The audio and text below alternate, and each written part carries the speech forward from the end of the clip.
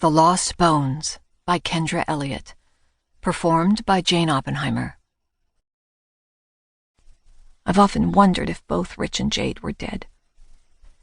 This jawbone is a pretty firm sign that Jade didn't survive, along with that notation on the article. What notation? Asked Tessa, sliding the newspaper closer. Henry flipped it over. Someone had printed in pencil along the top.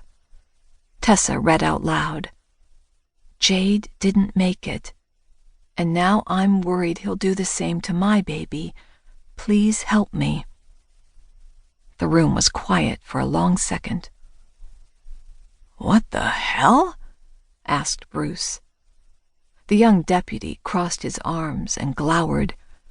It sounds like Rich Causey is still causing problems with women and their children. What if the penciled message is old? Asked Tessa. The newspaper is 7 years old. We don't know that the message is new. Maybe it's not, said Cate. But the FBI needs to know about this immediately. I agree, said Tessa. I'll see that my office provides whatever support they need. She tilted her head as she studied Cate. You okay? Cate met her gaze, and Henry saw the pain in her eyes. This was a tough case for me. Corey and I connected on a personal level. I lived in her house for 2 weeks, never letting her out of my sight while a team worked the case. She treated me like a sister. Now I feel horrible that I haven't been in touch with her in over 2 years. I used to call or email her every few months and let her know that we hadn't forgotten her daughter and were still looking for new leads. She grimaced. I haven't done it since I was shot. I hope the case hasn't been overlooked by the Bureau since then, Henry said. I assume someone else is handling it and keeping in touch with her. It will never close until her daughter turns up. She told me several times how thankful she was that we were trying to find her daughter. She knew we were investigating every single lead.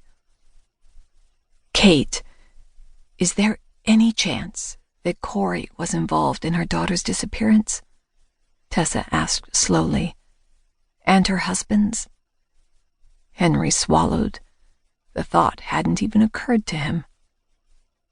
Of course there's a chance, Cate answered with a shrug. The team discussed it several times, but other than Rich's friends telling us that Corey and Rich argued a lot, we never found any evidence to support that.